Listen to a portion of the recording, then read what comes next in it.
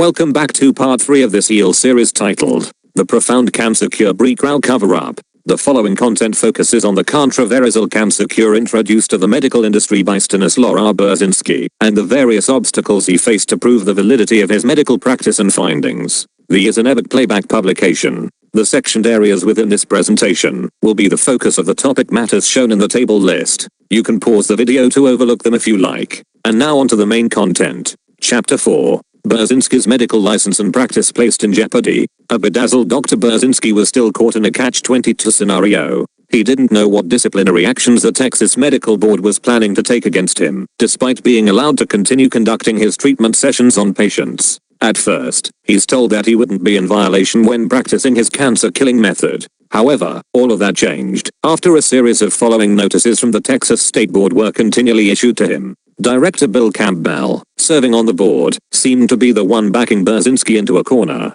In the letter, Campbell requested for Dr. Burzynski to be summoned to the 353rd District Court in Travis County. The court case featured the Texas State Board of Medical Examiners versus Stanislaw R. Burzynski, MD, PhD. The details of the case were in regards to Burzynski's and tinea cancer treatments. And after everything was said and done with the case, it ended with Dr. Burzynski being placed on thin ice, although it wasn't until 2014 where his medical license was temporarily stripped from him, and he was placed on probation. Now, this is where things get totally entangled in a well-packaged mess. And it has quite a bit to do with Burzynski's validity as a specialist and practitioner of antinea therapy. Was Burzynski's antinea cancer remedy a real deal alternative? Antinea were created by Dr. Burzynski, and they are an experimental type of cancer treatment. As mentioned previously, antiplastions are substances consisting of amino acid derivatives, peptides. In developing his treatment, Burzynski initially utilized antinea extracted from human blood and urine. From the 1980s going forward, this was the method Burzynski used to have these compounds synthesized from chemicals, bodily fluids. This way or method of practice during that time was heavily scrutinized by various medical institutions. The most active institution was none other than the Texas Medical Board, and they were taking investigative action against Burzynski. The main focus of the board's investigation is to search for any real tangible evidence in which Burzynski had to back up his treatment methods. And despite the fact the doctor did share CT scans and documentation with health experts such as Dr. Julian Whitaker, it still wasn't enough to cut the mustard. Well, that didn't go over well with the patients, who were coming to see their doctor for cancer treatment sessions. In fact, that led to a huge protester base of patients who soon filed a string of petitions demanding for the Texas board to refrain from denying Dr. Burzynski the right to run his ongoing cancer treatment practice. And despite their efforts, more cumbersome matters continued to mount up for the doctor, as his facility was now placed in jeopardy, because the only way the clinic can run is if there's funding to help pay the bills, as well as any piece of machinery needed for the treatment sessions. So, it was at a point where Dr. Burzynski knew he was heavily targeted in an attempt to stop his services. It got so bad to the point where he was subpoenaed to appear in the judiciary court to state his case before an appointed judge. Burzynski at the courthouse. The relentless efforts of the Texas board had started falling out of favor with the court. Nevertheless, Burzynski was destined to appear at a trial court case. There were various cases that went on from the late 80s up to the 2020s. The most noted 1993 case landed in the courtroom of one Judge L. Corbett. During the course of the hearing there was a lack of efficient evidence for Judge Corbett to overlook that made things difficult for Corbett to determine whether or not Burzynski was at fault. Another issue that made it harder for the judge to clearly understand the primary issues of the case was due to the fact there weren't any expert witnesses presented by the Texas board to speak on their behalf to back up their claims against the doctor. The Texas board should have produced a credible witness to testify the argumentative points made against Burzynski. Yet, Dr. Burzynski brought in a fellow medical expert by the name of Dr. Nicholas J. Patronis to lend his testimony about the credibility of his medical practice. Years later in an interview, Corbett stated the following: "I never was quite clear of what the board's problem was." Judge L. Corbett. As a result, the case presented against Dr. Burzynski lacks substantial evidence. There was also Dr. Patronis's added statement where he mentioned overlooking medical files of patients who sought treatment under Dr. Burzynski. Out of the 5 patients diagnosed with cancer, he stated that the cancer in their bodies had receded. That crucial testimonial statement pretty much killed any additional claims the Texas board planned to announce during the course of the hearing. During the course of a March 3, 1997 trial in Houston, Texas, where Judge Sim Lake listened to commentary statements about Burzynski's medical practice, Dr. Burzynski was cleared of 34 fraud charges that were brought against him by the FDA. Lake announced a mistrial for the remaining 41 charges, because the jury failed to reach a unanimous decision after 6 days of discussion. Therefore, 6 jurors leaned towards not guilty for all counts, while 5 leaned towards guilty on all counts, and that left 1 juror as undecided. And there were numerous trials held afterward, which were all an attempt to try and block Dr. Burzynski from further conducting any cancer treatments on his patients. Chapter 5. The overall fate of Burzynski and his anti-cancer practice. Surprisingly, Dr. Burzynski didn't crack under the pressure, due to the numerous subpoenas served to him to attend court appearances. Just as it was mentioned in Chapter 4, the Texas Medical Board made sure to make life quite miserable for the infamous doctor. The next few pages are a list of court cases Dr. Burzynski had attended over the years. Keep in mind that you will have to visit the website to view the entire list. A site link will be available under each list. Feel free to pause the video if you wish to overlook Dr. Burzynski's lineup of judicial cases. To get the entire list of court cases, then click the link below in the description. There's even a link to a video titled The Skeptics, and the list of the doctor's court cases was posted by Lynn Batic on the website. Didymus Judas Thomas Hypocritical Oath blog. And in case there's any trouble with the link provided, you can simply open a new page, and then copy and paste the link in your browser. That will take you straight to the site. You will immediately recognize the website, provided by the responsive GIF imagery below. You will notice the site's search box option situated toward the top right side of the page across from the site's title header. From there, you can simply scroll downward to see a long list of Burzynski's court proceedings. Alright, let's continue on from here. The case proceedings Dr. Burzynski attended were hectic to say the least, and his only saving grace was the testimony of health experts such as Dr. Nicholas J. Patronis, who was one of his longtime colleagues. Then came the various forms of documentation which were overseen by Patronis. This consisted of CT scans and patient paper documents. Then came some of the actual patients that he treated for cancer who showed up to either spread the word or to lend Dr. Burzynski support with their testimony. Former patients showing support: Mary Michaels and Paul Michaels. Paul, who was 4 years old at the time, was subjected to various cancer treatments, and was eventually written off by the family doctor when all of the treatment options failed. Luckily for Paul, his parents were not about to give up on him so easily. They turned to Dr. Burzynski, and soon Paul started undergoing the doctor's treatments. The end results of the experimental treatments later led to the eradication of Paul's tumor. Fast forward to one of Burzynski's numerous trials, and Paul, who was now around the age of 12, is sitting in the courtroom along with his mother Mary, in support of their favorite doctor. All the while, Judge Corbett is observing how happy Michael's mother was, as she walked up to lend her testimony to the doctor's defense. Her heartfelt statement rocked the entire courtroom. Sofia Gittino, another cancer survivor, wanted to show support for Dr. Burzynski during one of his trials. This was Sofia Gittino, who at 10 months old was way too young to understand the ordeal that she was dealing with. Instead, it was her doctors who discovered a brain tumor in her, and despite their attempts using various conventional treatments, none were effective, until she began receiving care from Dr. Burzynski. According to her, she claimed that his treatment saved her life, and is now living in her 20s. So, it was a no-brainer for her to travel all the way from New York to Texas, to be present at a hearing, to lend support for her doctor. Now if you remember toward the beginning of this publication, the Schiffs Rick and Pamela also knew Dr. Burzynski's treatment worked, after taking their daughter Kristen Schiff in to receive cancer treatments. However, before seeing Burzynski, the girl's parents chose chemotherapy treatments for her. The treatments failed her, and she couldn't be subjected to more chemo for it could kill her. This is where the Schiffs made the switch to Burzynski's treatment method soon afterwards. After she received Burzynski's treatment, her tumor started shrinking in size, bringing her status of health to an upward trend. Although, the bad news was that she should have been receiving the alternative treatment sooner, which could have probably saved her. Now, those were just a few of the patients who underwent Burzynski's cancer treatment. There's much more that readers can overlook, which they can do so at Burzynski Patient Group at burzynskipatientgroup.org. And now is time to lend a final statement to this story. Conclusion. So, where does all of this lead one to believe? On the one hand, you have Burzynski, a medical expert who supposedly finds a way to fight against one of the deadliest diseases known to man. Then you have the opposite, where various health institutions and organizations try to block an individual who they see as a threat, and therefore, they refer to him always as a quack medical theorist, done to discourage anyone who may consider his alternative cancer medical treatment.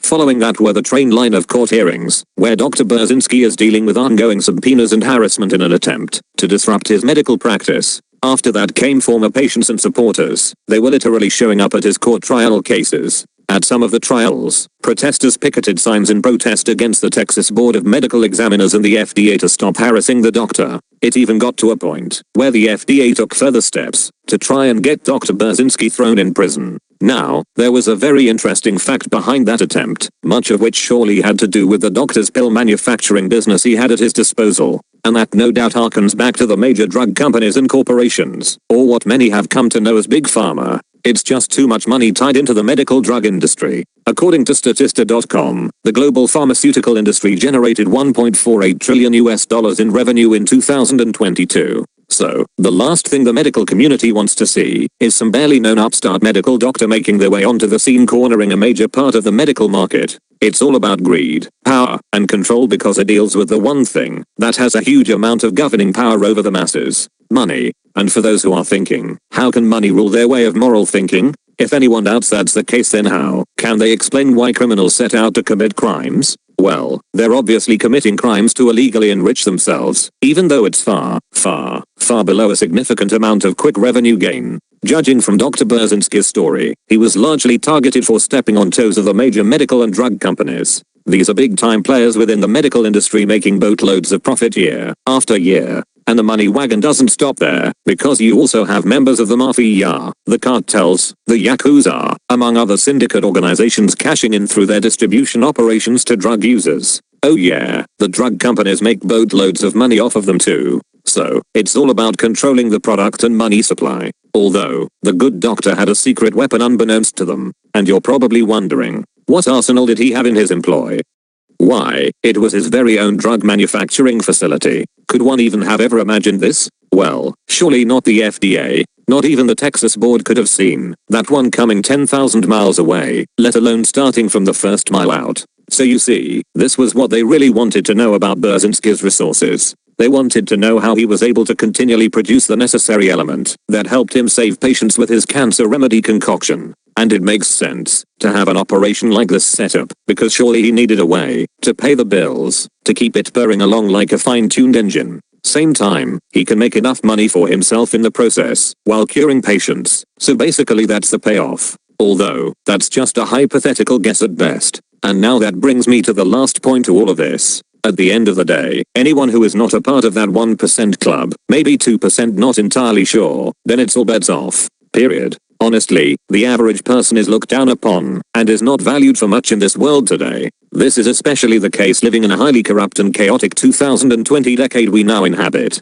And the kicker is that it doesn't matter if someone graduates with all honors from a Harvard, Yale, Stanford, Princeton, or Oxford, which are all recognizable universities. Nevertheless, that individual is still seen as nothing more than toe jam at best. People are only seen as a tool that can be used for whatever purpose or means to serve under a governing hierarchy that is in control of all of the profits. All of that falls under a 1871 strawman system known as maritime admiralty law. Maritime laws were originally laid out for ships navigating upon the high seas along international waters. However, there's a sinister side to its concepts that were set up by powerful aristocratic families that control commerce, and water laws used to control public figures, celebrities, influential individuals, all the way down to the average everyday citizen. It's particularly aligned to the judiciary system of the courtrooms, and is linked to numerous banking and insurance companies of countries. And these are countries such as the United States, the United Kingdom, among others, and the church congregations, among many others, that bear a connection to Vatican City in Rome, Italy.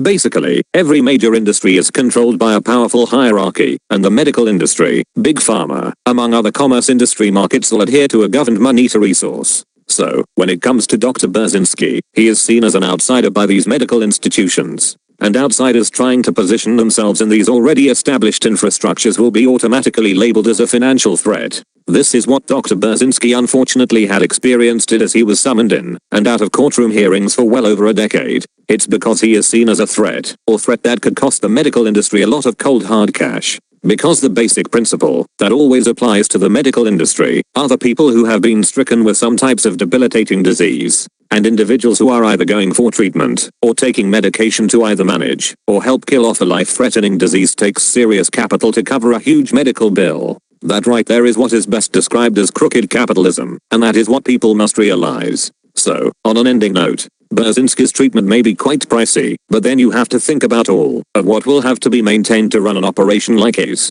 At the same time, he has vastly more control of what resources are needed to kill off cancerous diseases that have claimed millions of lives on an annual basis. Now, whether or not his cancer cure is a farce, and he's just in it to amass millions of dollars in a quick get-rich scheme, well, that doesn't seem to be the case, given the documentation Burzynski provided at the court proceedings. Then there were the witnesses, some of which were either patients or a public figure who were treated by Burzynski's cancer treatments. And that doesn't include the other protesters who petitioned using their signs in the defense of their doctor. They understand why he is made to face ongoing attacks by medical organizations who want to maintain strict control of the medical industry's financial matters. Burzynski's consultant was a betrayer. There were health practitioners such as Dr. Dvorit Samid, who was a one-time consultant of Dr. Burzynski, tried to claim credit for his patent discovery. Samid started collaborating with the Elan pharmaceutical company. She was to only present Burzynski's findings surrounding antineoplastons. Although, Dr. Samid had different intentions, as she went behind Dr. Burzynski's back, and to later align herself with the National Cancer Institute, NCI, as she was plotting to showcase her patented breakthrough cancer research using Dr. Burzynski's research.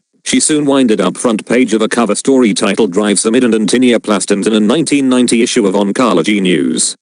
Dr. Burzynski eventually ran across a story that was published, and was left utterly shocked. And despite wanting to take action against her, as well as NCI, he was unable to do so. Even so, both Dr. Samid and the National Cancer Institute, NCI, would soon learn the patented materials and resources Samid had were completely useless. And that was because Dr. Burzynski had already previously tested the stolen patents decades before, in which they failed. No doubt Dr. Samid was left looking like a complete idiot. Basically, her plan fell flat on its face once the National Cancer Institute and Dr. Samid soon realized what they attempted to take from Dr. Burzynski wasn't enough to suppress cancer growth during the tests they conducted. There was still additional element needed that Dr. Samid didn't possess. However, the missing component she still needs would have to be given to her by Dr. Burzynski, and surely she knows after what she attempted to steal from him made her public enemy number one in his eyes from that point on. Cheryl Atkinson, TEDx guest speaker. A guest speaker at a TEDx conference named Cheryl Atkinson pretty much laid it out to a T. She stated how big companies and organizations such as the FDA will go to great lengths to push disinformation and propaganda to keep a new breakthrough medical drug or method from getting to the consumer market. The reason why is quite simple. It's because there is big money tied up in the medical field, and anyone coming into the field with an innovative ideas can pose as a threat to the market's financial resources. As a result, that individual will get blacklisted, via censored. This is done to keep the market closed off from outsiders. Pete and Hannah Cohen did an interview in 2015, after an initial interview in 2012, mentioned how Dr. Burzynski's cancer treatment helped save Hannah Cohen. Pete Cohen was in doubt before, thinking that he was going to lose Hannah, although that turned out not to be the case, as he was now married, standing with his wife Hannah. She battled for her life, as she was stricken with brain cancer. She was cured by Burzynski's antineoplastons, grade 3 anaplastic astrocytoma, cancer treatment. Pete wondered how Burzynski finds the will to continue running his medical facility after being subjected to numerous court trials. Burzynski told him, "I have to keep going." Dr. Burzynski's clinical trial list. In 2013, Phase 2 FDA-supervised clinical trials of antineoplastons were successfully completed. Independent Phase 2 double-blind randomized clinical trials for antineoplastons were completed in Japan, showing double the survival rate using antineoplastons compared to conventional therapy. In 2016, the Burzynski Research Institute Incorporated began preparing for the FDA's accelerated approval program in hopes that the FDA now allows the general public access to this life-saving innovation. Overall, everything for Dr. Stanislaw Burzynski today is going well. It's unsure whether or not he is retired today, although his son Gregory Burzynski is practicing the same cancer treatment methods like his father, and both are committed in helping individuals who are battling back against cancer. The matters surrounding Burzynski's clinic with both the Texas Medical Board and the FDA has finally come to an end. We're at the end of the Sebek series. Please make sure to like, share, and subscribe to the channel and click the notification bell. Part 1 of the zombie drug, the enforcer drug more deadlier than fentanyl, will be airing very soon. Thank you for watching, and thank you for your viewership.